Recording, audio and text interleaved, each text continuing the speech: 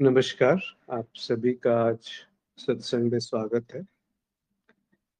सत्संग एक अच्छा अवसर है जब हम आध्यात्मिक विषयों पर या जीवन से संबंधित बात विषयों पर बात करते हैं। यदि किसी का कोई प्रश्न है तो अनम्यूट करके अपनी बात रख सकते हैं या अपने अनुभव साझा कर सकते हैं।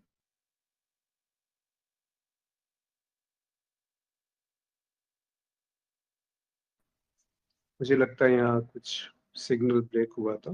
तो पहला प्रश्न है कि क्या ये कहना ज़्यादा उचित होगा कि कामना या महत्वाकांक्षा की यांत्रिकता जब तक है तब तक ही अध्यात्म का अस्तित्व है, अन्यथा आत्म या रिक्तता का कैसा अध्ययन।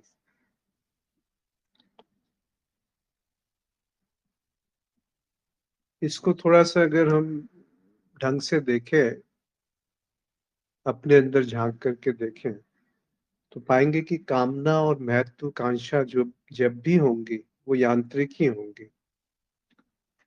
और अध्यात्म का अर्थ है कि इस बात को जान लेना कि कामनाएं और महत्वाकांक्षा महत्वाकांक्षा मतलब उन आकांक्षाओं को जिनको हमने महत्व दिया हो।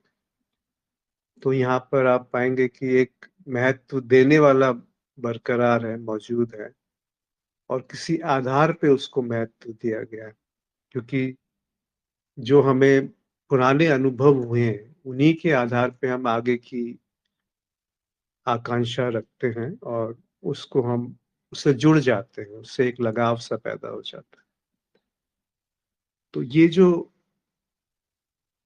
बात है कि कुछ कामना पूर्ति होने के बाद मुझे तृप्ति मिलेगी, वहां पर एक भ्रम है कि क्या वास्तव में ऐसा है कि कामना के पूरा होने के बाद तृप्ति मिलेगी या मामला कुछ और है।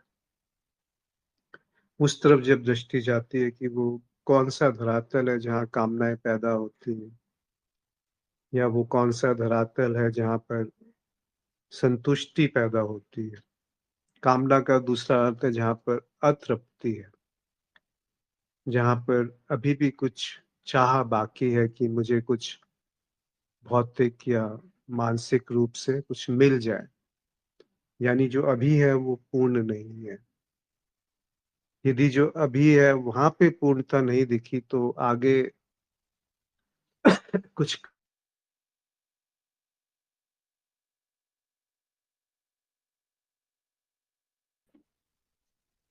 मुझे लगता है आज ये बार बार नेट का कुछ प्रॉब्लम आ रही है। तो अभी शायद आवाज ठीक आ रही है। जी। हम्म। तो सारी कामनाएं जो है वो यांत्रिक ही होती है। कामना का अर्थ होता है जो अभी है उसमें संतुष्टि नहीं है, वहां तृप्ति नहीं है। कुछ और करके या पा करके तृप्ति या संतुष्टि प्राप्त होगी, उसको हम कामना कहते हैं। यानी एक कल्पना है भविष्य की, एक आधार है जहां पर ये कल्पना करी गई है कि भविष्य में कुछ मिलेगा, और वो उसका आधार हमारा अतीत होता है जिसको हम अपना अतीत समझते हैं। तो इन सब में आप देखेंगे कि एक गति है, एक समय का निर्माण है, वहां पर कामना प्रकट होती है।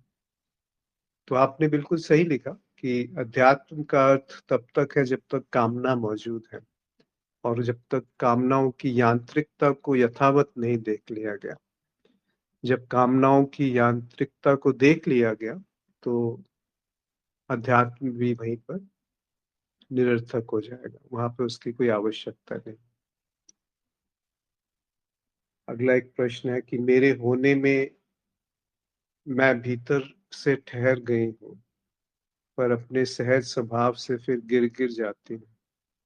पूर्ण स्थित प्रज्ञ कैसे हो। ये जो शब्द है स्थित प्रज्ञ, बड़ा सुंदर सा शब्द है। प्रज्ञ यानी प्रज्ञा, और स्थित यानी स्थिति। तो कृष्ण अर्जुन पूछते हैं कृष्ण से कि स्थित प्रज्ञ क्या है और स्थित प्रज्ञ कैसे हुआ जाए। तो उसका बड़ा सुंदर सा उत्तर कृष्ण देते हैं कि प्रजहाति यदा कामान सर्वान् पार्थ मनोगतान् आत्मनेव आत्मना तुष्ट स्थित प्रज्ञ तद उच्यते।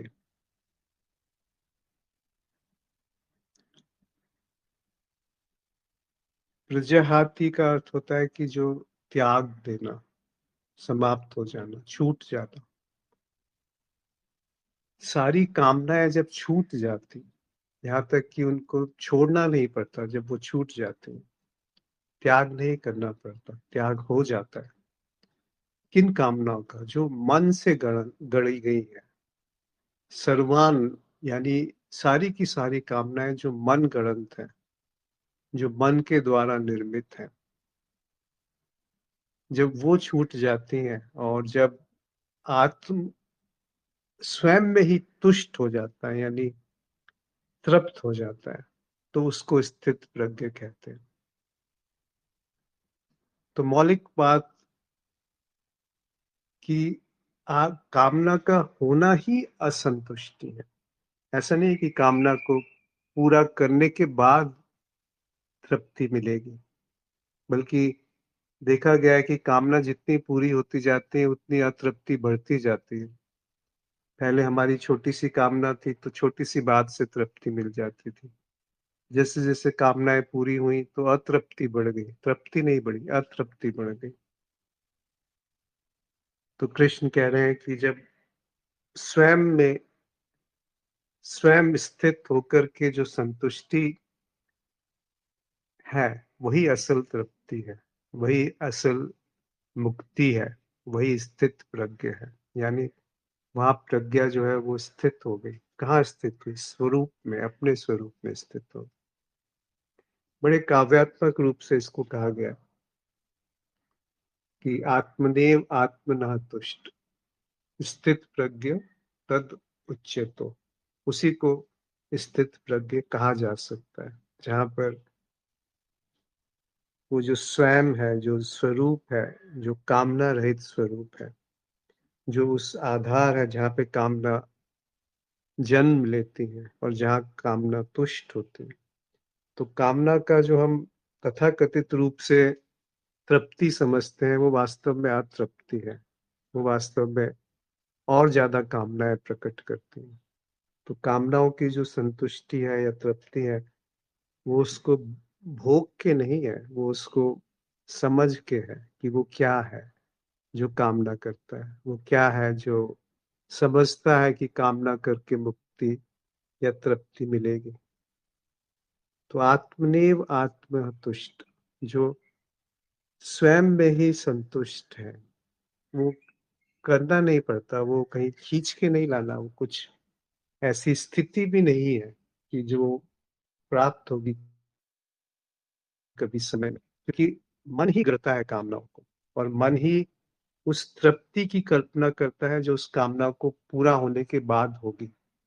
तो जो भी गढ़ा जा सकता है, जो भी प्राप्त किया जा सकता है, जो भी समय से निर्धारित है, जो भी मेरे करने से पे आधारित है, वो कभी भी तृप्त नहीं कर सकता।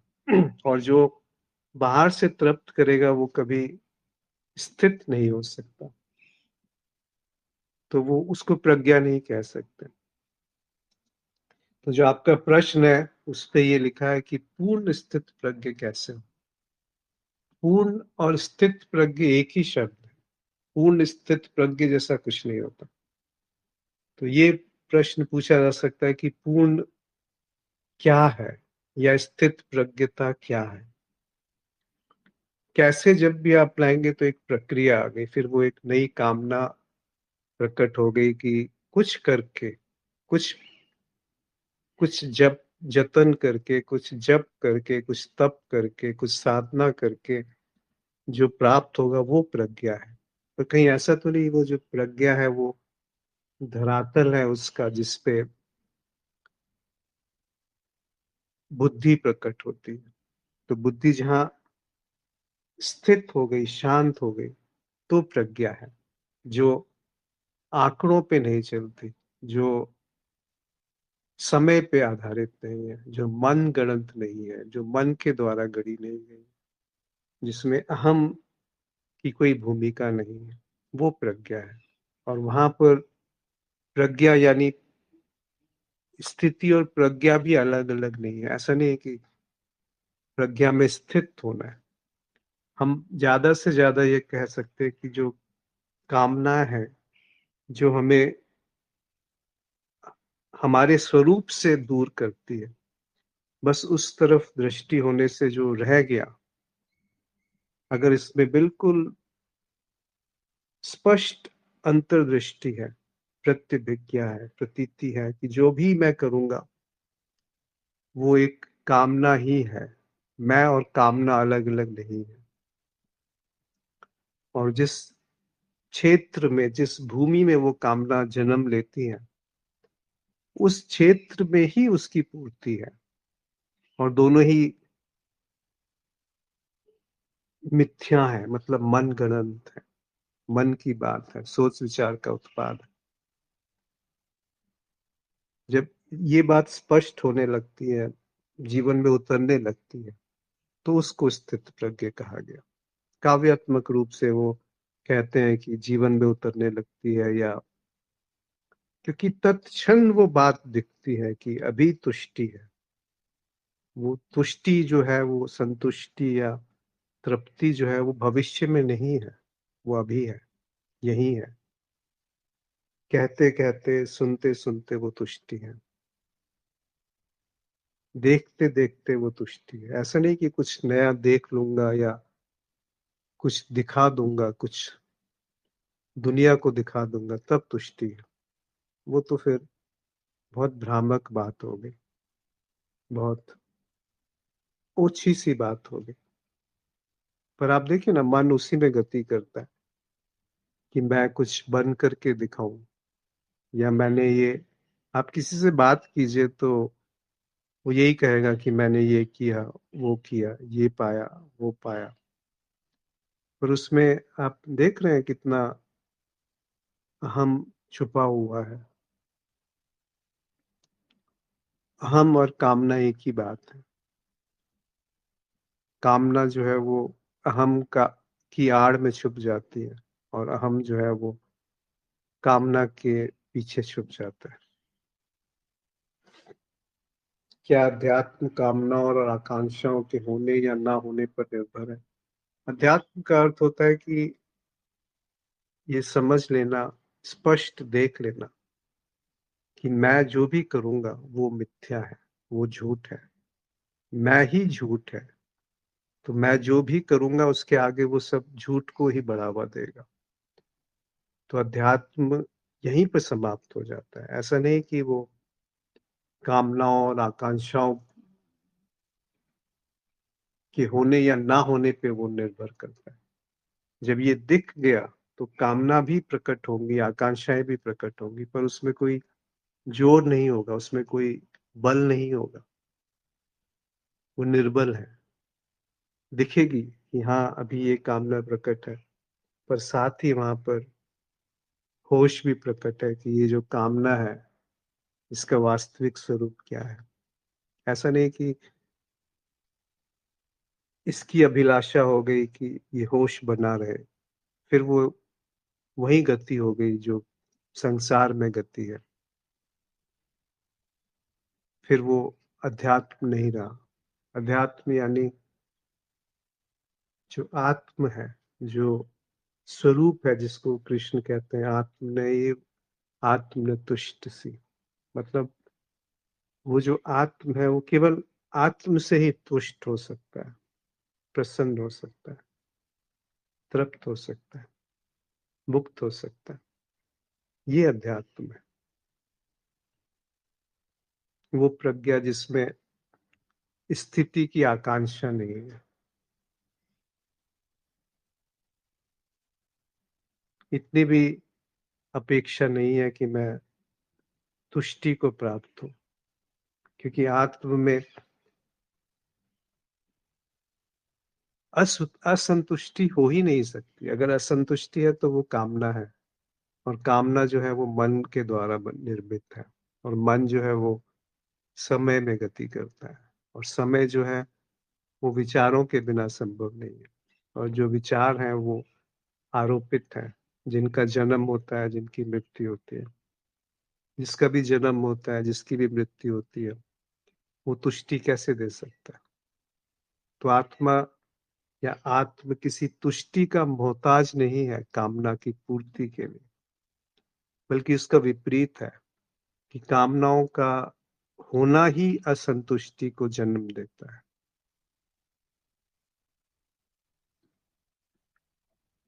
क्या अध्यात्म बस आत्म का अध्ययन भर है जो समाप्त हो सकता है? जी, और कुछ नहीं है अध्यात्म। क्या यह 100% दावा करा जा सकता है कि कामनाएं, आकांक्षाएं यांत्रिक ही हैं? यहाँ कोई दावा नहीं है। अगर आपको स्वयं नहीं दिखता ये बात कि ऐसी एक भी कामना आप बताएं जो यांत्रिक ना हो। यांत्रिक का अर्थ क्या होता है? जो आरोपित नहीं है, जो मन, बुद्धि, अहंकार पे आश्रित नहीं है, जो समय पे आश्रित नहीं है, जो समय और काल और स्थान से बाधित नहीं है। और ये सब अगर हैं तो ये सब नियम से बंधे हैं, और जो भी नियम से बंधा है वो यांत्रिक है। जैसे एक कंप्यूटर, उसमें एक जो भी आप इनपुट देंगे वैसे ही वो आउटपुट देगा। जो उसमें फीड किया हुआ है उसी का वो एक आउटपुट दे सकता है, उसी का वो कुछ उत्पाद दे सकता है। पर जो होश है, होश जो है वो आंकड़ों पे नहीं चलता, वो सूचना पे नहीं चलता। अगर कंप्यूटर में ये क्षमता नहीं है कि वो अपनी तरफ दृष्टि डाल करके ये पूछ सके कि वो होना क्या है जो मुझसे मुक्त है, वो यांत्रिक है। जो मुझ है, जो मैं है, वो यांत्रिक है। तो दावा कुछ नहीं है, पर ऐसा दिखता है कि कामनाएं और आकांक्षाएं यांत्रिक हैं। आप स्वयं देखें, अगर आपको लगता है कि एक भी कामना ऐसी है जो यांत्रिक ना हो तो अवश्य बताएं। जो ये यथावत देख लेने की बात है कि इतना देख लो कि यह आत्मा, यह या वह क्या क्या नहीं है, और इतना ही जाना जा सकता है कि क्या नहीं है, तो यह भी तो जानना ही हुआ। अब इसको कैसे नकारेंगे? कैसे नकारोगे? इसको नकारने की क्या जरूरत है? ये तो सामने दिख रहा है। और ये जब तक बुद्धि से जाना गया तो फिर आप कभी भी इसको बात को पकड़ नहीं पाएंगे जो कही जा रही है, जो उसका मर्म है। फिर वो एक सिद्धांत हो जाएगा, नेति नेति, या अध्यात्म, या कामनाओं का भाव, या आत्म में तुष्ट होना, ये सारी बातें रह जाएंगी। जैसे और सूचना एकत्रित है, जैसे और आंकड़े हैं, ये भी एक कुछ आंकड़ों में इकट्ठा हो जाएगा कि मैं ज्ञानी हूँ, ध्यानी हूँ, मैं स्थित प्रज्ञ हूँ, मैं होश में हूँ, मुझे ये उपलब्धि हुई है और इसीलिए मुझे संतुष्टि प्राप्त हुई है। फिर वो आध्यात्मिक व्यापार बन जाएगा, वो अध्यात्म रहा ही नहीं। तो ये प्रायोगिक बात है। ये समझ भी एक सीमा तक काम करेगी। अगर उस समझ को हमने सोच विचार और बुद्धि के स्तर पे उतार लिया तो वही संसार वहां पैदा हो गया, जिस संसार से दुखी होकर के हम अध्यात्म की तरफ मुड़े थे। अध्यात्म को ही हमने संसार बना लिया। फिर संसार अलग नहीं है अध्यात्म से, बल्कि वो और विकट परेशानी की बात हो गई। क्योंकि ना माया मिली ना राम, माया को छोड़ करके राम को पकड़ा, पर ना माया मिली ना राम, खाली हाथ।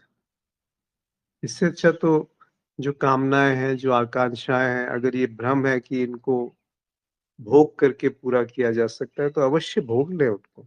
ये भ्रम कम से कम टूट तो जाएगा। नहीं तो ये भ्रम बना रहेगा कि शायद कुछ और मिल जाता है इस मनोशरीर यंत्र से। शायद पैसा कमा करके, शायद कोई पद, प्रतिष्ठा, शायद रिश्तों में कुछ प्रेम घोल करके कुछ मिल जाता। ऐसा नहीं है। वो जो मैं का भाव है, वही कामनाओं का भाव है। तो यहाँ कुछ दावा नहीं है, यहाँ कुछ ऐसा नहीं कहा जा रहा कि ऐसा ही है। आप स्वयं देखें, अगर ये बात गलत सिद्ध होती है तो हम साथ-साथ उसको देख सकते हैं कि हाँ, ये गलत है, और बिल्कुल उसको स्वीकार किया जाएगा कि ये बात सही नहीं है। पर उससे प्रयोग तो करें, अपने स्वयं के प्रयोग से उसे जाँचें और परखें। फिर इस निष्कर्ष पे आएँ कि ये बात जो नेति-नेति, ये नहीं, वो नहीं, यही अंतिम बात है जहाँ बुद्धि की सीमा है। उससे पहले ये खारिज करना भी ठीक नहीं है कि ऐसा लगता है कि बुद्धि जटिल चीज़ों को ही जानना, समझना, पकड़ना, उसी में उसका रस है। पर प्रज्ञा वो बात है ही नहीं, जिसको स्थित प्रज्ञ कहा, वो बात कुछ और ही है, जहाँ बुद्धि, आँकड़ों की कोई आवश्यकता नहीं है। पर या ऐसा नहीं कि वहाँ पर मूर्खता है, आप व्यवहार नहीं कर पाएँगे संसार में, ऐसा भी नहीं है।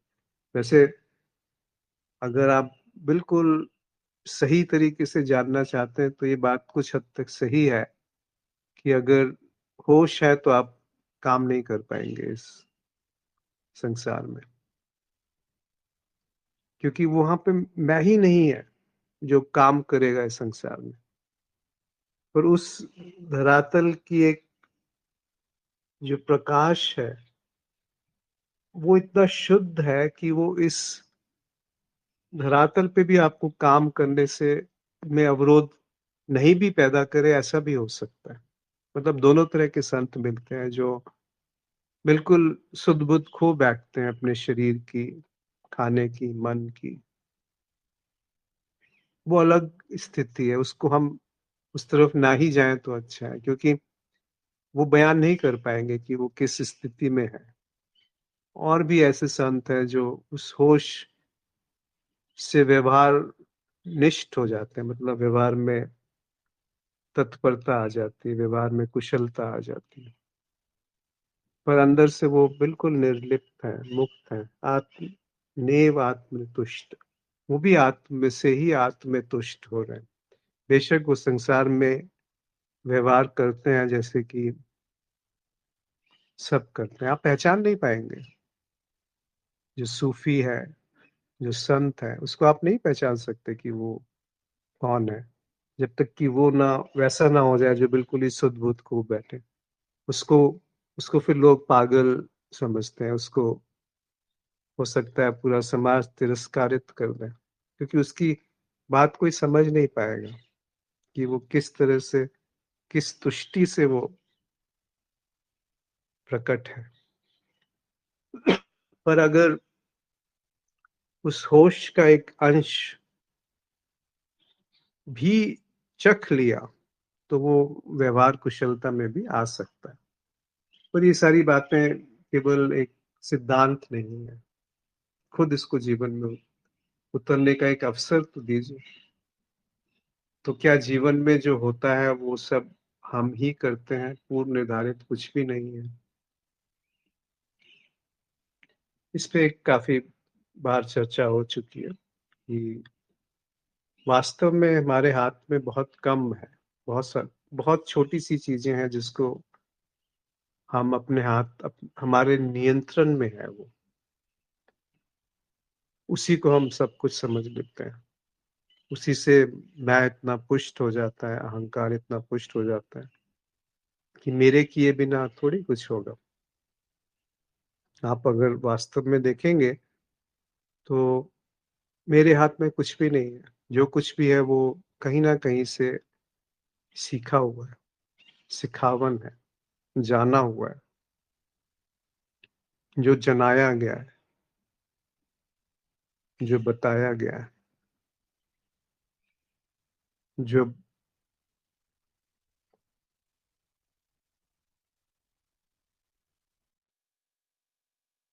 जब कोमल बुद्धि थी तब जो बता दिया गया उसी को मैंने सत्य मान लिया। ऐसा कुछ नहीं है कि सत्य जो है वो बुद्धि में समा सकता है।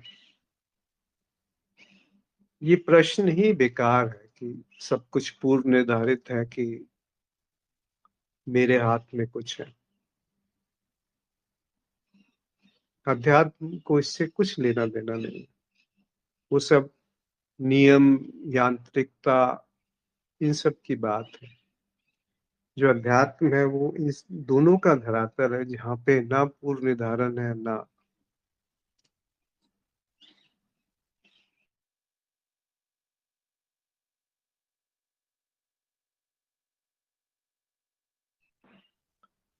जहाँ पूर्व निर्धारण भी नहीं है और जहाँ पर इच्छा शक्ति भी नहीं, वो अध्यात्म है।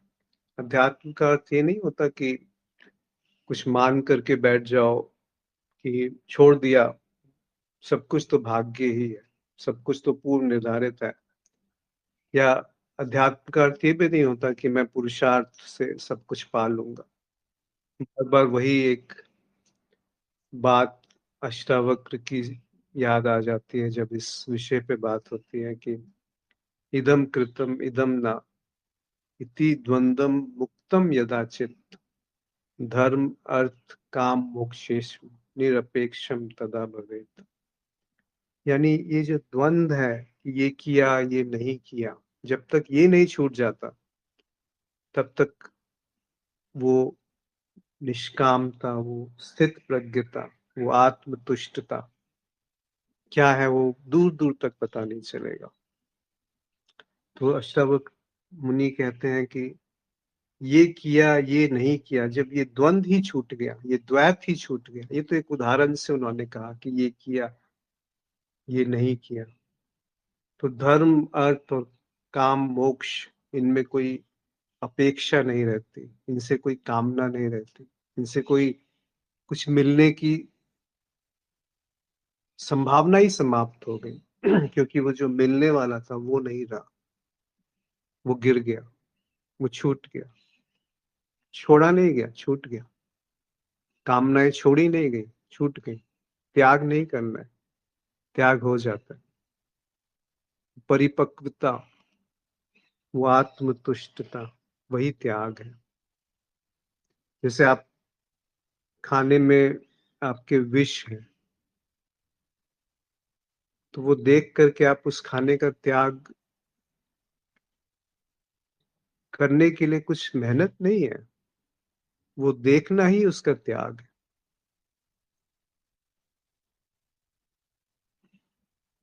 जो कूड़ा है उसको हम नहीं खाते हैं, वो देखना ही उसको उसका त्याग है कि ये खाने योग्य वस्तु नहीं है। कंकड़ पत्थर हम नहीं खाते क्योंकि वो देखना, जानना ही उसका त्याग है।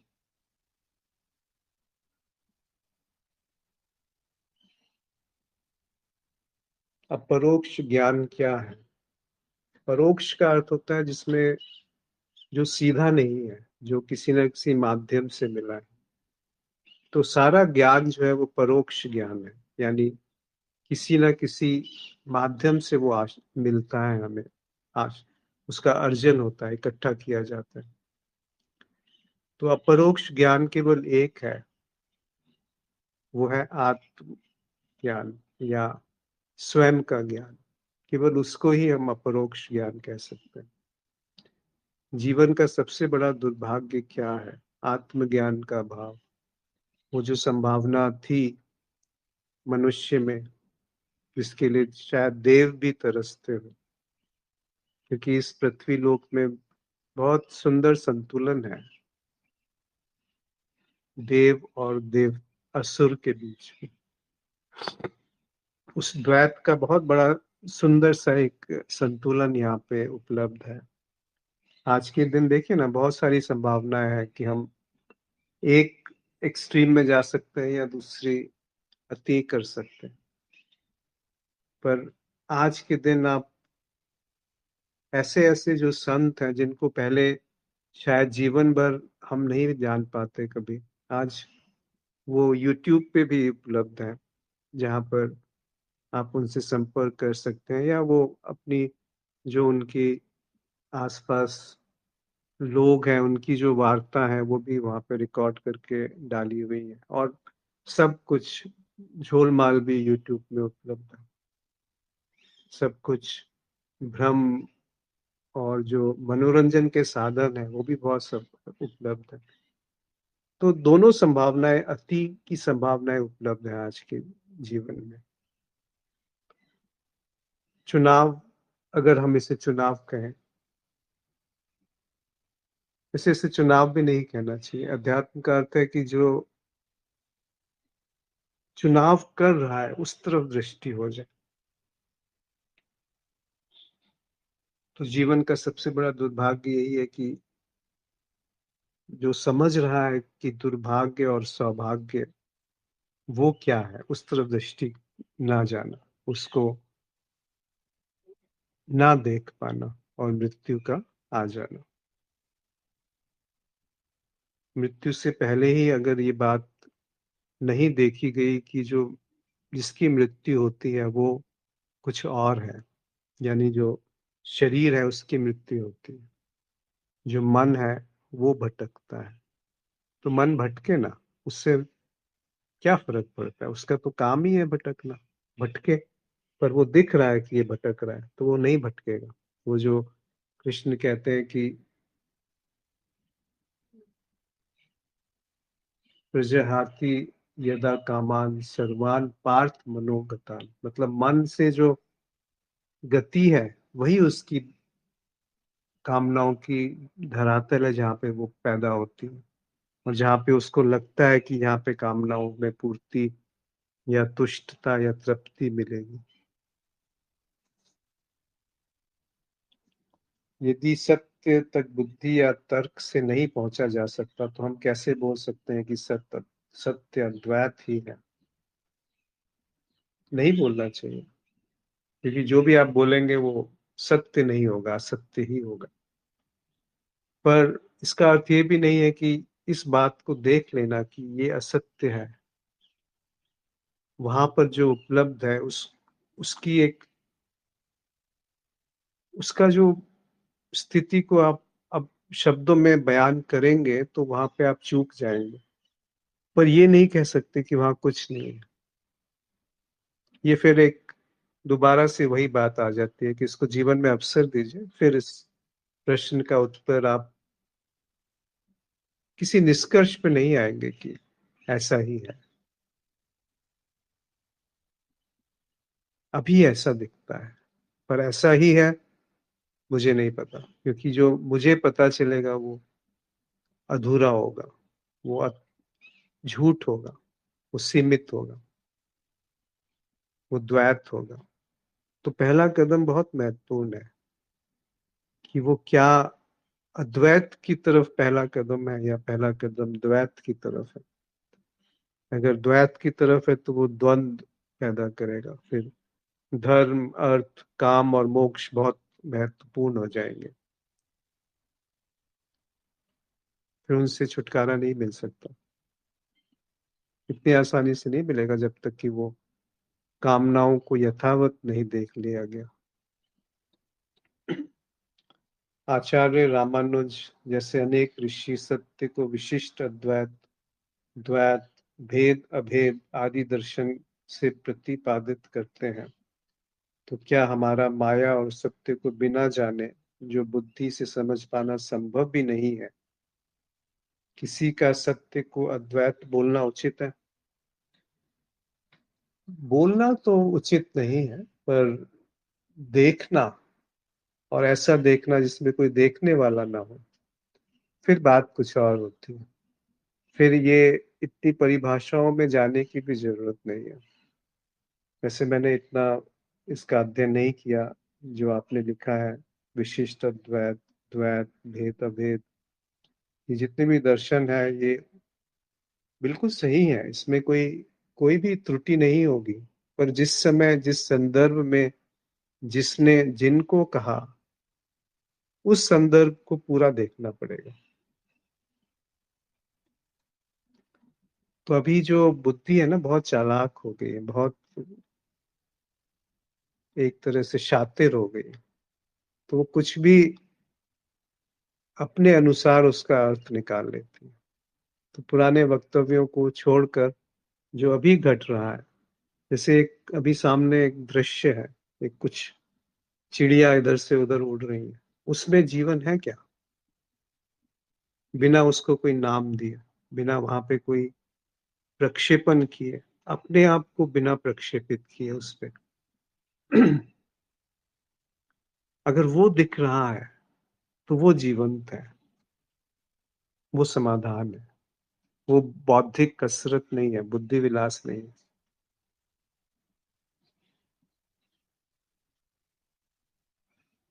द्वैत अद्वैत दर्शन ने जगत को स्वप्न की भांति मिथ्या कहा है। क्या ये गलत नहीं है? कोई भी दर्शन पूरी बात नहीं कह सकता। तो अद्वैत दर्शन की अगर आप बात करते हैं तो स्वप्न की भांति जो मिथ्या कहते हैं उसका अर्थ है कि जो मन है, सोच विचार है, बुद्धि है, वो सब स्वप्न की भांति मिथ्या है। और ये जो प्रकृति है, ये सोच विचार से नहीं बनती। सोच विचार तो हर एक व्यक्ति में अलग अलग है, हर जीव में अलग अलग है। अब जैसे मच्छर है, एक कीड़ा है, एक चींटी है, हाथी है, मनुष्य है, सबकी अलग अलग क्षमता है सोच विचार की। पर उससे प्रकृति का क्या लेना देना? तो ये जो सोच विचार, मन, बुद्धि, कामनाएं, इच्छाएं, संवेदनाएं, ये सब मिथ्या है। पर जो प्रकृति है वो नहीं जानी जा सकती कि वो क्या है।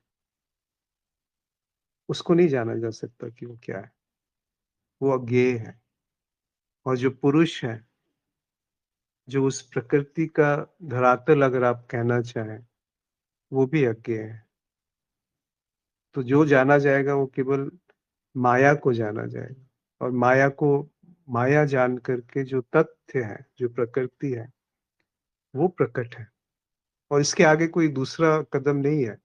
उस तथ्य में ही सत्य भासित है, उपलब्ध है।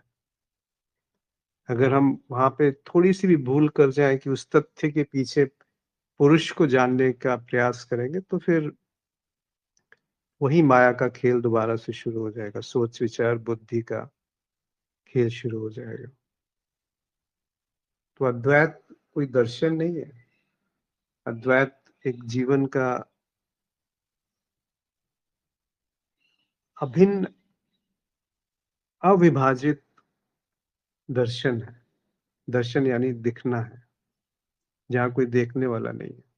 क्योंकि देखने वाला जो है वो जो दिख रहा है उसी से निर्मित है, उसी पे आरोपित है।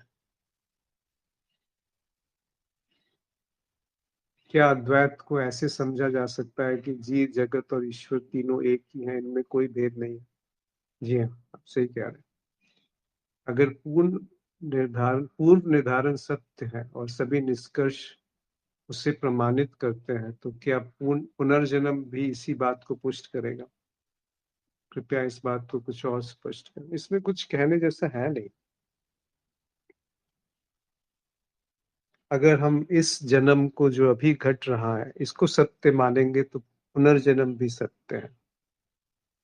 और अभी जो घट रहा है यहीं पर अगर मिथ्या का भास हो गया तो पुनर्जन्म जैसा कुछ नहीं है।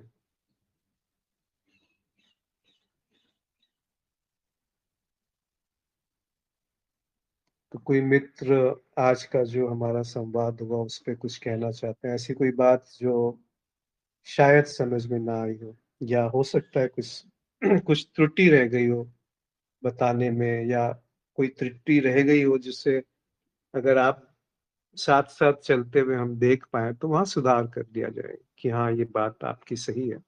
यहाँ कोई पूर्वाग्रह नहीं है कि ये ऐसा ही है। यहाँ कोई गुरु नहीं है, यहाँ कोई शिष्य नहीं।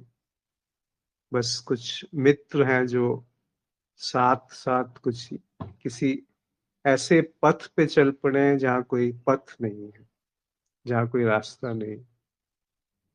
पर ऐसा भी नहीं है कि वहां पे सब अंधेरा है। वहाँ प्रकाश भी है, वहाँ पर आत्मतुष्ट है। क्या ऐसा कुछ होता है जो आत्मतुष्ट, जिसे कृष्ण कहते हैं, या स्थित प्रज्ञ जिसे कृष्ण कहते हैं, ऐसा कुछ है? या उसकी भी हमने एक धारणा बना ली है, कल्पना कर ली है, या उसको हम पाने के लिए एक कामना का निर्माण कर रहे हैं? जबकि वो कहते हैं कि हर कामना जो मन से गढ़ी गई है, और सारी कामनाएं मन से गढ़ी जाती हैं, उनका जब त्याग हो जाता है, जब वो जल जाती है, जब वो समाप्त हो जाती है, तो जो तुष्टता है, जो तृप्ति है, वो स्वयं में स्वयं की तृप्ति है, स्वयं से स्वयं की तृप्ति है, स्वयं ही में स्वयं तृप्त हो सकता है, और कोई तरीका ही नहीं है। और वो जो स्वयं से स्वयं की तृप्ति है, उसी को प्रज्ञा कहा गया है, या होश कहा गया है।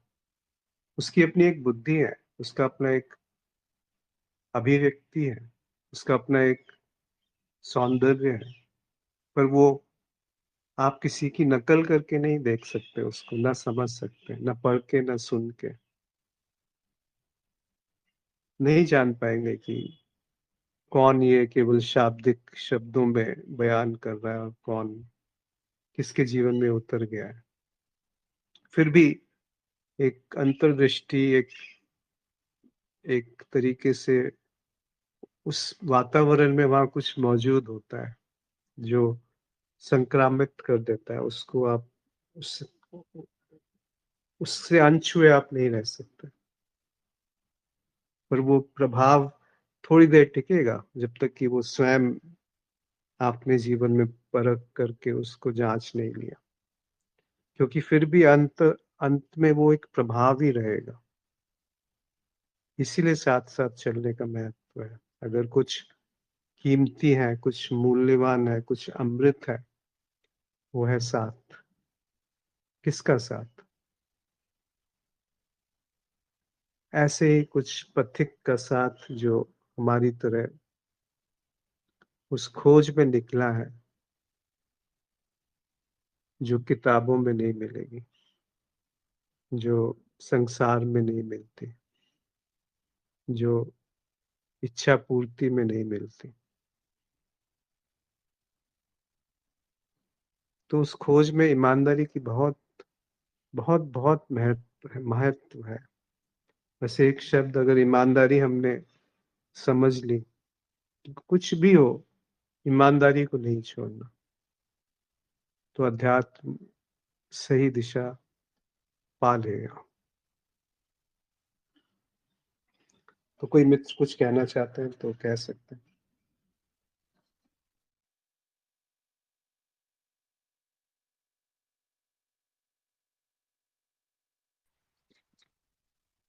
प्रणाम। जी नमस्कार। आज तो बहुत अच्छी अच्छी बातें आई और बहुत अच्छा ये विषय है। इस पे मनन करना बहुत लाभदायक हो सकता है। एक इसमें आपने कहा मैं का अभाव ही कामनाओं का अभाव है, मैं यांत्रिक है। ये बातें कई बार आई उसमें। जब तक मैं है तब तक कामना है। तो इसमें प्रश्न होता है, सत्य मैं है यह सत्य है कि मैं नहीं है यह सत्य? मैं नहीं है ये भी तो मैं ही है, और ये जो दोनों को जानता है कि मैं है और मैं नहीं है, यह क्या है? क्या उसको होश कह सकते हैं? और अगर होश भी कहते हैं कि होश जैसी कोई चीज है, तो भी अनुभव और अनुभवकर्ता में एकता तो नहीं बैठती, क्योंकि ये दो भिन्नता तो फिर भी रहेगी अगर होश भी है तो। क्योंकि भिन्नता है तभी तो होश है, भिन्नता नहीं है तो होश कैसे है? फिर तो कुछ कहना ही नहीं बनता, वहां पे केवल चुप हो सकता है। और थोड़ा ये जो आपने ये वर्ड यूज किया, आत्मन्नेव आत्मना तुष्ट, थोड़ा इस पे और गहराई में विवेचन होता तो अच्छा था। जी, प्रणाम। जी, तो पहले से ही शुरू करते हैं कि मैं है या मैं नहीं है, ये किस धरातल पे घट रहा है। तो आप अगर इसको थोड़ा गहराई से जांचेंगे तो दिखता है कि मैं जब है से मुक्त है या मैं जब नहीं है से मुक्त है, तो वो असल मैं है, अगर इसको काव्यात्मक रूप से कहा जाए। नहीं तो अगर वो है या वो नहीं है, वो अहम है, जिसको हम कह सकते हैं, जहाँ विभाजन है, जहाँ पर मैं का एक केंद्र बना हुआ है और वो कुछ ना कुछ गति में विराजमान है। बिना गति के मैं नहीं टिक सकता। तो मैं जब है से मुक्त है या मैं जब नहीं है से मुक्त है या मैं जब इन दोनों से मुक्त है, तो जो है वो होश है। फिर आपने कहा कि वो होश है, इसको कैसे जाना जा सकता है। बिल्कुल सही कह रहे हैं आप। होश को, मैं का जो अभाव है वहां पर द्वैत का अभाव है, और जो मैं का अभाव है वही तो होश है। पर ये भी कहना कि वो होश है, वो होश का अभाव है, यानी बेहोशी को हम कह सकते हैं कि ये बेहोशी है, उसको हम बयान भी कर सकते हैं। पर होश क्या है उसको नहीं बयान कर पाएंगे। हम उसको नकारात्मक रूप से ही कह पाएंगे कि बेहोशी का जो अभाव है वो होश है। पर उसको ये नहीं कह सकते कि होश जैसा कुछ होता नहीं है, क्योंकि मैं उसको नहीं जान सकता, इसलिए वहां कुछ नहीं है।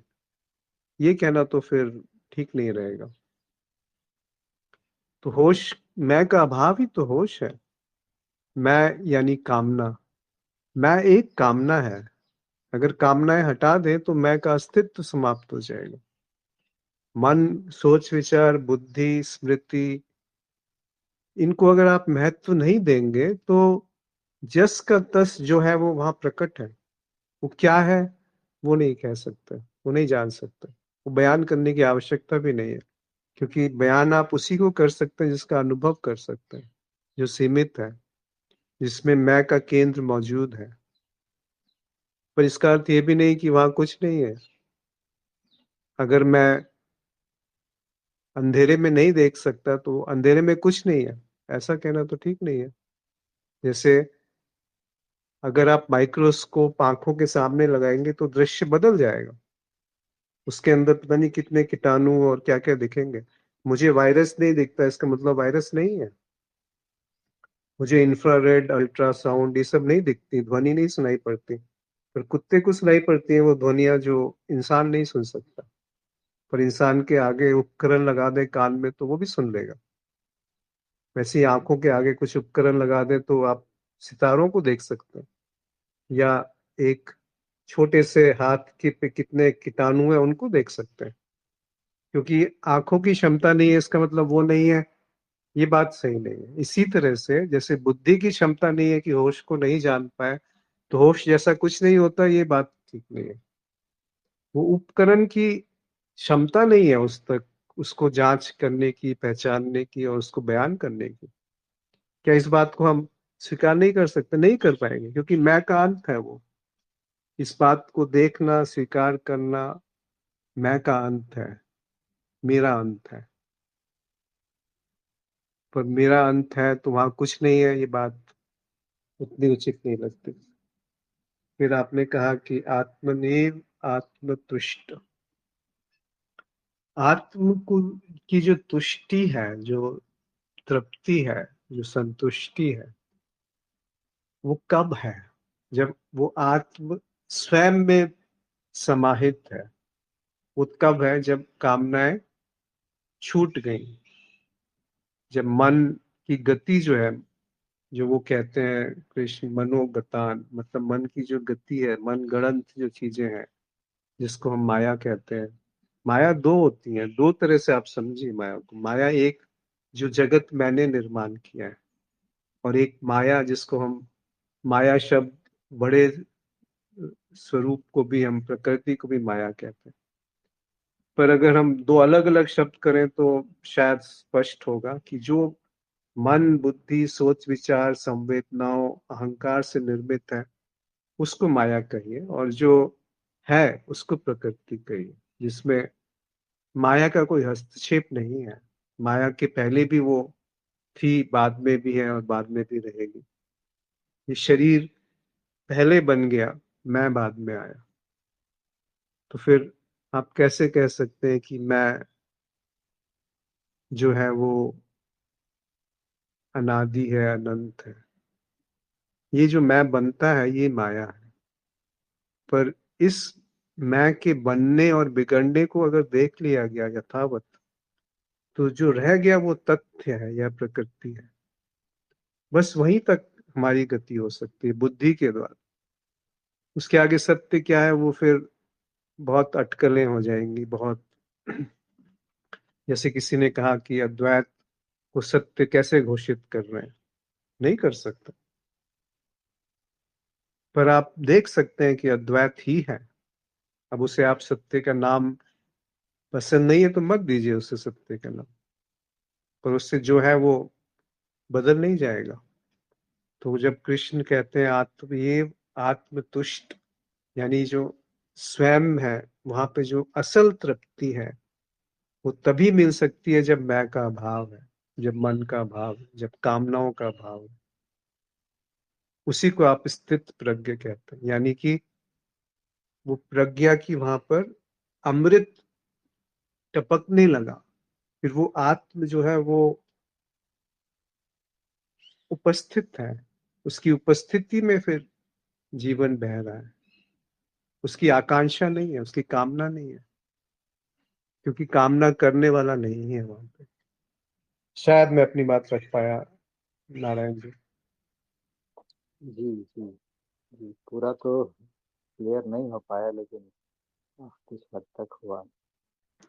क्या मैं क्लियर नहीं आपसे हुआ? बाद में थोड़ा, थोड़ा सा उसको और बताइए अपने शब्दों में कि क्या चीज है जो स्पष्ट नहीं है। अभी तो जो आपने बोला मैं उसको एक बार फिर से रिकॉर्डिंग में सुनूंगा, उसके बाद उस पे बात करेंगे।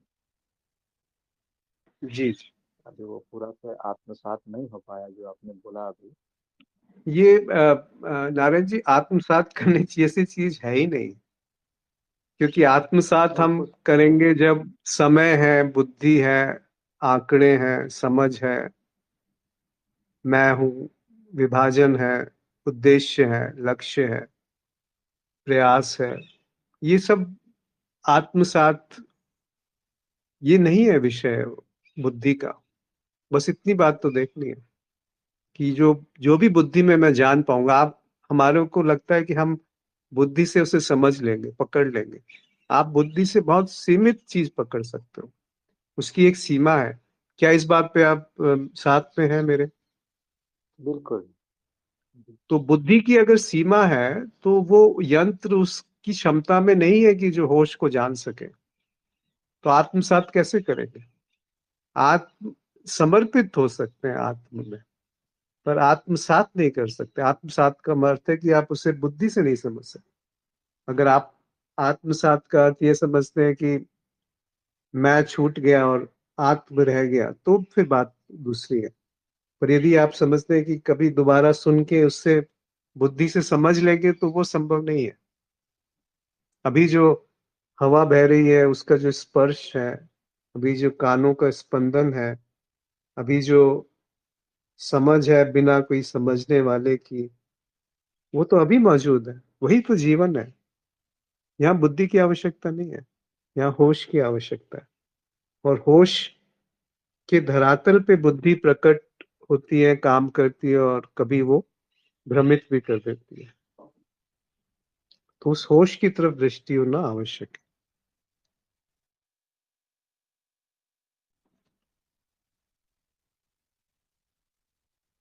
क्या ये बात अतार्किक तो नहीं है? नहीं नहीं नहीं नहीं, बिल्कुल बिल्कुल ठीक है, बिल्कुल अच्छी है। मन और समय एक ही चीज है, आप इस बात को समझिए कि वो दिखता है तो वो अभी दिखेगा, भविष्य में नहीं दिखेगा, क्योंकि भविष्य जैसी कोई चीज होती ही नहीं है। अगर भविष्य जैसा कुछ है तो मन है वो। सोच विचार स्मृति हटा दीजिए तो भविष्य क्या है, और भविष्य अतीत हटा दीजिए तो भविष्य क्या है, और अगर अतीत भविष्य नहीं है तो वर्तमान क्या है। यानी कि समय केवल सोच विचार का उत्पाद है, समय जैसा कुछ नहीं होता। सुविधा के लिए समय की उपयोग है, व्यवस्था बनाए रखने के लिए समय का उपयोग है, पर व्यवस्था जीवन नहीं है। आप जीवन को व्यवस्थित नहीं कर सकते। आप जीवन में नहीं, सुविधा, शरीर को बनाए रखने के लिए सुविधा को जुटा सकते हो, पर जीवन को व्यवस्थित नहीं कर सकते। जीवन हमारे व्यवस्थित करने का मोहताज नहीं है।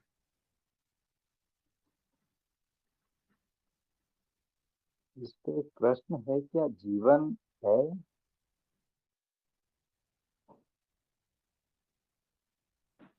क्या दोबारा से पूछेंगे? जीवन है? क्या क्या जीवन, जीवन जैसा कोई चीज है? क्या जीवन है जिसको व्यवस्थित करना है? क्योंकि ये जीवन है, ये भी तब समझ में आता है जब मन बुद्धि को पकड़ते हैं तब। जैसे कोई आदमी बेहोश हो तो कहाँ उसको पता लगता है कि जीवन है या नहीं है, या कुछ करना है, पाना है। ये जब मन बुद्धि में आता है, ये उठता है, ये अहम को पकड़ता है, तब जाके ये सब चीज का तमाशा शुरू होता है, प्रपंच दिखता है। अच्छा, इसमें एक बात ये भी आता है कि ये प्रपंच छूटे, मतलब अहम भाव छूटे तो प्रपंच छूटे। एक पहली बात होती है। दूसरी बात ये भी होती है, ये छूटे क्यों? ये प्रपंच के साथ में ये होश, ये तो संपूर्ण है, समग्र है। फिर छोड़ना क्या है, पकड़ना क्या है? कि अभी जो जैसी स्थिति है, इसको ही क्यों ना मान लिया जाए कि ये ही पूर्ण स्थिति है। समझ में आए चाहे ना आए, क्योंकि ये बुद्धि से समझने वाली चीज नहीं है। और आगे कुछ होगा समझ के, ये तो कामनाओं का वहां पे प्रकटीकरण होता है। मैं प्रश्न ठीक से पूछ पाया क्या? नहीं, शायद आप पूछ पाए। जैसे आपने पहली बात कही कि जीवन है भी कि नहीं, या जीवन है तो वो क्या है। जैसे आप उदाहरण दिए कि कोई बेहोश है तो उसको ये नहीं पता कि जीवन क्या है।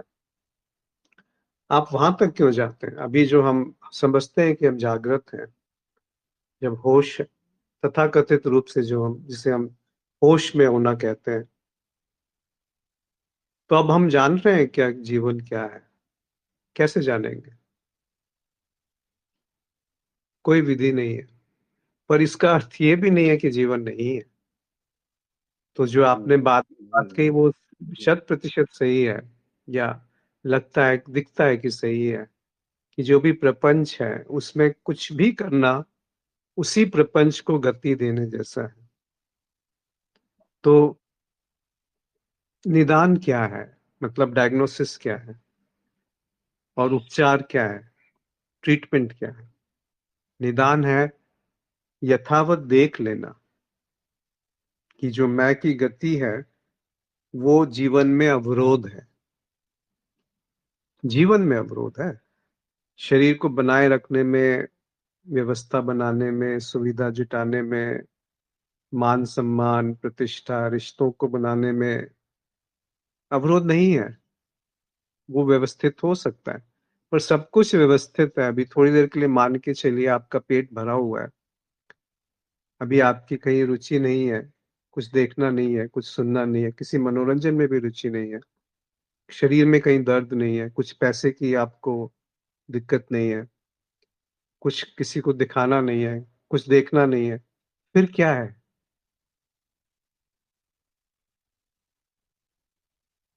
फिर जो है वो जीवन है। वो जीवन किसी का मोहताज नहीं है कि वो सिद्ध करे कि मैं हूँ। ये बुद्धि है जो आरोपित होती है, जो कहती है कि मैं जानती हूँ जीवन क्या है। वो क्या जानती है जीवन के बारे में? जन्म और मृत्यु, कुछ आंकड़े, कुछ संस्कार, कुछ कुछ कही सुनी बातें, कुछ पढ़ी लिखी बातें। क्या वो पढ़ी लिखी बातें बता सकती हैं कि खुशबू क्या है एक फूल की?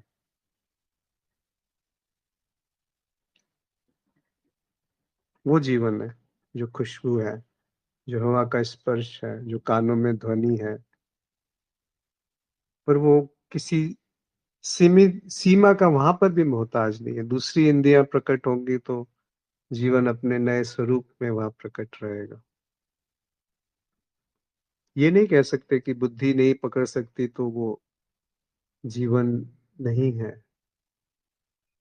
उसको दूसरी तरह से समझे कि जो जो भी कुछ हो रहा है उसमें अगर हस्तक्षेप थम जाए मेरा, वो कब थमेगा? जब दिख जाए कि मैं झूठ है, मैं ही झूठ हूँ, मिथ्या है, सोच विचार का उत्पाद है। जब ये बात दिखने लगेगी तो मैं अनाधिकृत रूप से हस्तक्षेप नहीं करूंगा, अनऑथराइज्ड इंटरफेयर नहीं करूंगा। तो जो बच गया वो जीवन है, जो फिर भी बचा रह गया वो जीवन है। एक कमलेश जी ने लिखा है कि मेरी आवाज आप तक नहीं पहुंच रही, आप अनम्यूट करके बोल सकते हैं। उमाकांत जी ने लिखा है मैं ही माया है। जी। आत्मदर्शन क्या है? ऐसा दर्शन जहां पर कोई देखने वाला ना हो, ऐसा जीवन जहाँ कोई जानने वाला ना हो कि ये जीवन है, ऐसा होश जहाँ कोई होश में आने वाला ना हो। ये मत कहिए कि ऐसा कुछ होता नहीं है। उसको एक अवसर दीजिए, फिर आप इस बात को झुठला नहीं पाएंगे कि वो होश क्या है जिसमें मैं नहीं हूँ और होश बरकरार है। बल्कि इसको सही मायने में कहा जाए तो होश वही है जब मैं नहीं हूँ, जैसा अभी थोड़ी देर पहले बात हुई नारायण जी के साथ।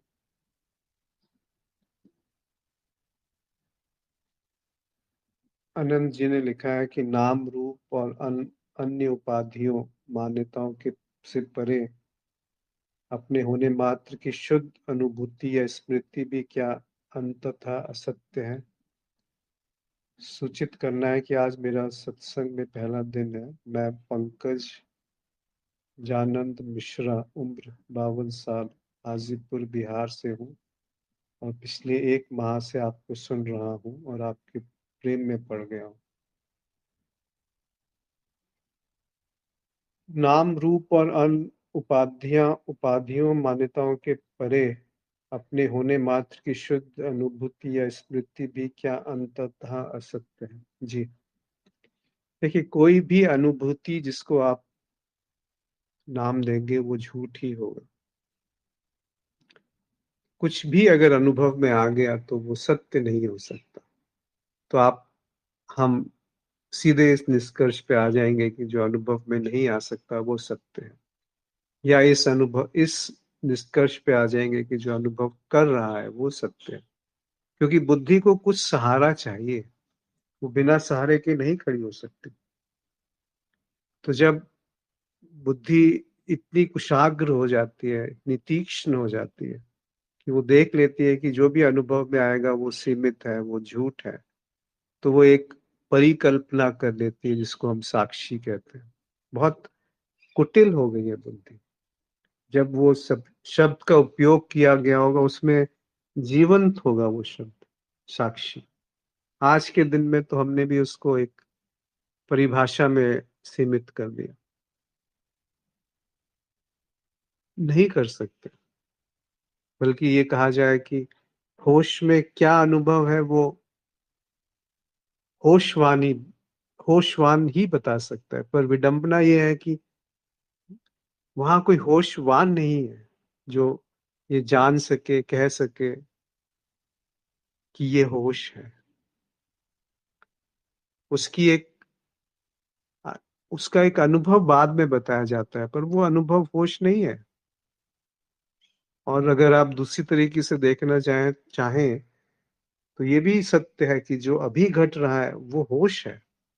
होश के ऊपर ही तो ये सुनना घट रहा है। अभी आप सुन रहे हैं, अभी कुछ बोला जा रहा है, उसको मैं भी सुन रहा हूँ। ये होश है। अगर ये होश नहीं होता तो सुनना संभव नहीं था। पर जैसे ही ये कहा गया कि ये होश है, तो वो दूषित हो गया। वो नहीं रहा जो वो है, क्योंकि आपने फिर उसको सीमित कर दिया।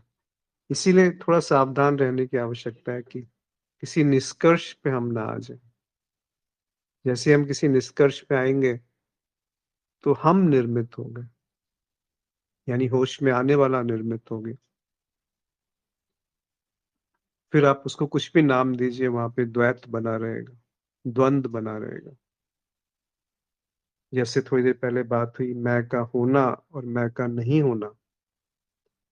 जब मैं इन दोनों से मुक्त है तो आप कहने के लिए कह सकते हैं उसको मैं, पर मैं ना ही बोले तो अच्छा है, नहीं तो फिर एक और भ्रम पैदा हो जाएगा। इसीलिए उसको कृष्ण आत्म कहते हैं, आत्मनेव, आत्मतुष्ट। कैसे संभव है ये कि जो कामना की पूर्ति नहीं भी हो रही है तब भी आत्मतुष्ट है? कृष्ण तो उल्टा कहते हैं कि जब कामनाएं हैं तो तुष्टि नहीं है, और जब तुष्टि है तो कामनाएं नहीं है। तो जब मैं हूं तो होश नहीं है, और होश है तो मैं नहीं हूं।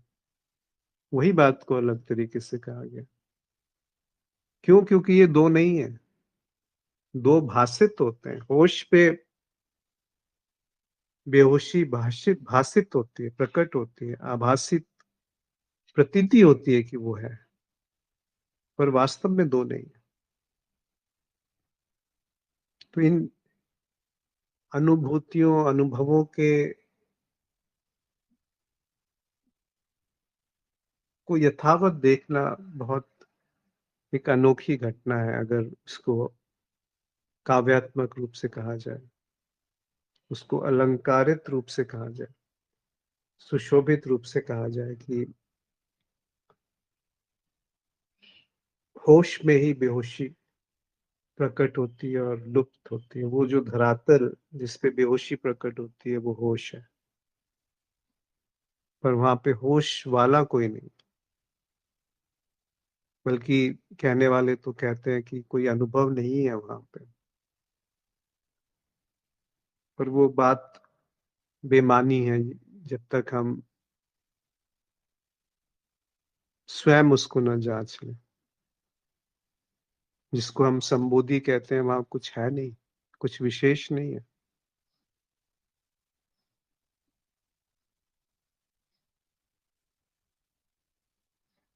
क्योंकि वहां मैं नहीं है।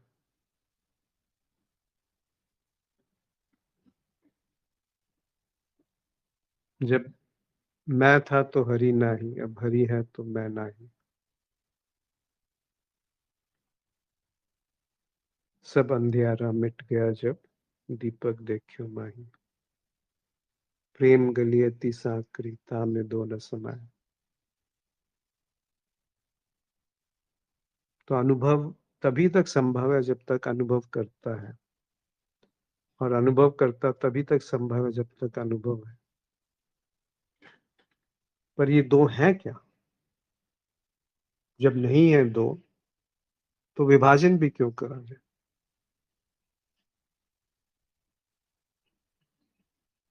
नहीं तो फिर उसी द्वैत के सहारे हम अद्वैत को गढ़ देते हैं बुद्धि में। पर क्या अद्वैत बुद्धि का विषय है?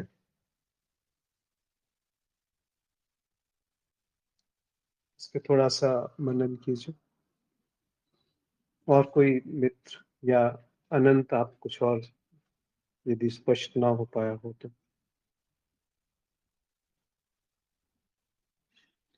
कमलेश जी आप बोल सकते हैं, आप मुझे तो यहाँ से तो सब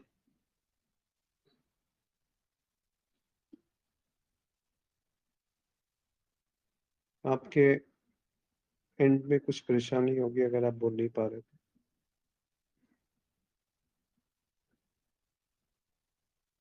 और किसी मित्र की कुछ अश्विन जी, मेरा एक प्रश्न था जी। कि जो ये अभी है और ये मेरा अनुभव जैसा बन रहा है, यही विचार शून्य, सॉरी, यही टाइमलेसनेस है। यही क्या है, दोबारा से बोलेंगे, आपने आखिरी में क्या कहा? टाइमलेसनेस, समय कालातीत। समय कालातीत, यही कालातीत है, यही महाकाल है। और मैं ये प्रश्न इसलिए पूछ रहा हूँ क्योंकि आपने बीच में कहा था कि बुद्धि, मैं जब सत्संग स्टार्ट किया था, मेरा पहला सत्संग है ये, काफी अच्छा लग रहा मुझे इसमें, कि इसके आगे भी बुद्धि भागना चाहती है। तो नहीं नहीं, आप दोबारा से पूछिए, किसके आगे बुद्धि भागना चाहती है? कालातीत के आगे? हाँ, मतलब यहाँ है और ये पता है कि ये है, और ये भी पता है कि ये, काफी हद तक ये भी पता चल रहा है कि ये बस आ रहा है जा रहा है, काफी उधर भी बुद्धि है, और जब इसमें ही रह रहे हैं तो यही टाइमलेसनेस है। इसके आगे भी एक सीकिंग है, मतलब ऐसा लग रहा है कि सीकिंग है, और ये भी पता है कि ये जो सीकिंग है इसके बाद वाली ये बिल्कुल फालतू है, और अब एक तरीके से क्लीनलेस है, ये और साफ हो रहा है।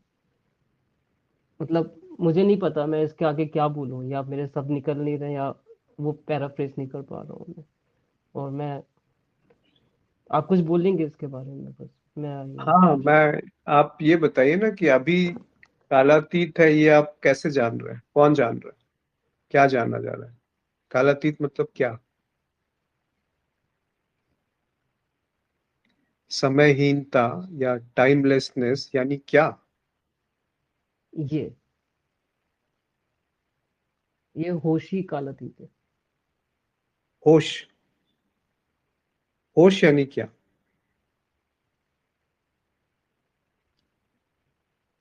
वो तो दोनों शब्दों की हेरफेर हो गई कि होश। हाँ, वही वही यहाँ पर फिर शब्द, देखिए, ये शब्द। नहीं नहीं, इस बात को थोड़ा पकड़िए कि हाँ, आप नहीं जान सकते कि होश क्या है या कालातीत क्या है।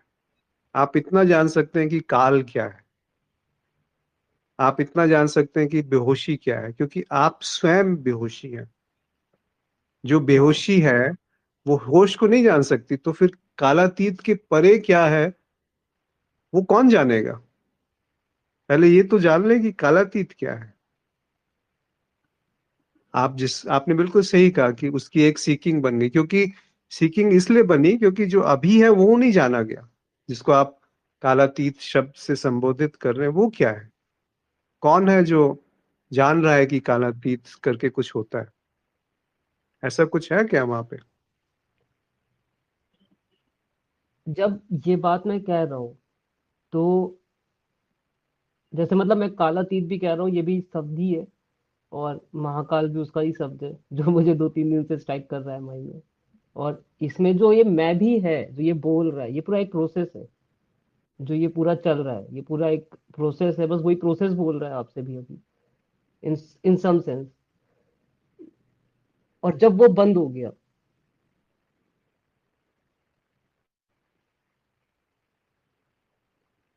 तो बस है, मतलब तो बस है कि अब इसको मैं कुछ भी बोल दूं, मतलब मैं टाइमलेसनेस इसलिए बोल रहा हूँ क्योंकि मुझे ऐसा लग रहा है, मतलब अभी जो अनुभव हो रहे हैं, मतलब अनुभव भी क्या है मुझे नहीं पता, बट कि बस है, जैसे ये खाली तो है ही है ये, और इसमें ही ये चित्र है और जो भी है, बस है। तो वही मुझे लगा कि ये कालातीत है। तो मेरा प्रश्न इधर से ये आ रहा था कि आपने जो उसके पहले स्टार्ट किया था कि एक पॉइंट के बाद भी बुद्धि भागना चाहती है, उसके बाद क्योंकि बुद्धि के लेवल में तो अब कुछ नहीं हो सकता इसके आगे, जो होना था हो गया। और ये बस ये मिटता ही चला जाएगा। और जो भी है, ये जितने प्रोसेस भी हैं जो भी चल रहे हैं, ये भी in some sense they are going to just dilute, and in some extents of the life और टाइम ये तो डाइल्यूट हो ही जाते हैं, तभी ये थोड़ा बहुत जो है वो पता भी चलता है। तो नहीं, बस यही है। प्रोसेस या प्रक्रिया को समाप्त होने की आवश्यकता नहीं है। प्रोसेस के चलते हुए भी ये देखा जा सकता है कि इस प्रोसेस में जुड़ाव अनावश्यक है, निरर्थक है। हाँ हाँ। तो इस क्योंकि पर वो इसको जैसे आपने कल्पना में ले आए ना कि ये मैं जान गया कालातीत क्या है, या ये कल्पना में आ गया कि मैं नहीं, मैं जान सकता हूँ या जानना चाहता हूँ कि काल के परे क्या है या कालातीत के परे क्या है। तो फिर ये सब अटकलें हो गई जो बिल्कुल बेकार की चीज है, इनका कोई अर्थ नहीं है। जी। पहले तो इतना समझ लिया जाए कि क्या मैं नहीं, क्या कालातीत जो शब्द है या काल क्या है। कालातीत तब पहुंचेंगे ना जब काल समझ में आ जाए। काल तब समझ में आएगा जब बुद्धि समर्पित हो जाएगी। नहीं तो आप उस काल में ही घूमते घूमते बुद्धि में कुछ एक विचार संग्रहित कर लेंगे और उसकी एक परिभाषा बना लेंगे कि ये काल है। काल ही काल को आप, विचार है। हाँ विचार ही बिल्कुल सही काल कहा है। आपने। कौन जी मतलब जी विचार जब चल रहे हैं तब तक काल है, और जब विचार जी खत्म होते गए, खत्म हो गए, काल भी खत्म। जी, बिल्कुल सही कहा आपने। पर इसका अर्थ ये नहीं कि विचार शून्यता की एक अभिलाषा जन्म ले ले, फिर वो एक नया विचार है। जिस हम्म। विचार पे विचार शून्यता टिकी है और जिस विचार शून्यता से विचार प्रकाशित हो रहे हैं, वो दोनों ही निरर्थक हैं। हाँ। मौन वो नहीं है जो शब्दों का अभाव मौन है। मौन मेरा जिस स्वभाव है। किसका स्वभाव है आप नहीं जान पाओगे कि आपका स्वभाव क्या है। नहीं नहीं, मेरा मतलब कि हम्म। आत्मा का स्वभाव है। अब हाँ वो हाँ, बिल्कुल मतलब सही कह रहे क्योंकि हो आप। क्योंकि जी ये शरीर के लेवल में तो खेल है ही नहीं, कि शरीर के लेवल में तो है ही नहीं। जो ये विचार भी है जो आप उससे बोल रहे हो कि विचार चल रहे हैं, विचार तो चल ही रहे हैं और हम इससे बहुत ज्यादा दूर है। मतलब दूर भी है, पास भी है, बट अटैच नहीं है, ज्यादा अच्छा शब्द है। और वो फट फट फट फट फट फट विचार, और शांत। और फिर वो प्रोसेस है, वो चल रहा है, और आप शायद समझाने की ये कोशिश कर रहे हो कि जो मैं समझ रहा हूँ कि अगर यहाँ पर ये सीकिंग आ गई कि विचार शून्यता चाहिए मुझे, या फिर कालातीत के पार जाना है मुझे, तो वो महामूर्खता है। क्योंकि वो एक प्रोसेस है जो मैं फिर से बना दे रहा हूँ, जी और उससे मैं का उत्पादन हो जाएगा। जी, सही कहा आपने। चलिए, थोड़ा समय व्यतीत कीजिए, जल्दीबाजी मत कीजिए। थोड़ा आप समय व्यतीत कीजिए इन इन बातों के साथ जो आप सुन रहे हैं। उनको मानने की जरूरत नहीं है, ये हो सकता है बात गलत हो, झूठ हो। खुद देखिए जीवन में कि ये जो कहा आपने, वास्तव में आप इस बात को पकड़ पाए हैं। अगर पकड़ पाए हैं तो फिर बहुत अच्छी बात है और बहुत शुभ है। तो आज आप सभी का आभार जुड़ने के लिए। धन्यवाद। धन्यवाद। जी, तो प्रणाम इसी, प्रणाम। हाँ। जी नमस्कार। जी, तो मेरी अगले, आवाज आ रही? हाँ अब आ रही है आपकी आवाज। अब अगले उसमें देखेंगे। अब थोड़ा क्या है, समय का भी आपको भी वो जो सब। हाँ जी, आज थोड़ा मेरे को कहीं जाना हाँ, भी है, जी जी तो जी। अगले अगले शनिवार को अगले आप उसमें देख लेंगे। वो जी तो जी प्रभाव जी ही है। अब ये जो आपका प्रभाव गुरु क्षेत्र का रहता है उसमें जो भी है सब उस पीरियड में पूरा संतुष्टि ही रहती है। बस इसी पर एक आगे की प्रोसेस में कुछ मैं बात रखूंगा, और ज्यादा तो मेरे विचार में नहीं है, वो सब संतुष्टि ही है। लेकिन जैसे कोई नया एकदम समुद्र शांत है, उसमें एक छोटा सा कंकड़ डाल दे तो दृष्टि उधर को चली जाती है। बस इतनी सी बात है। ठीक है जी, प्रणाम। आप लिख लिख करके भेज सकते हैं, नहीं तो अगले सत्संग में उस पर चर्चा करेंगे। जी जी जी जी जी जी। जी, ठीक है, प्रणाम सबका सभी आभार को आज। सब। नमस्कार। सबका आभार। ये कोई यहाँ पे ऐसा नहीं है जो कोई ज्यादा जानता है या कोई कम जानता है, बस एक बहाना है कि और कुछ करने के लिए नहीं। बार बार यही चीज आती है कि कुछ करने के लिए नहीं है, इसीलिए ये यही सबसे शुभ प्रतीत होता है। सबका आभार आज जुड़ने के लिए। नमस्कार।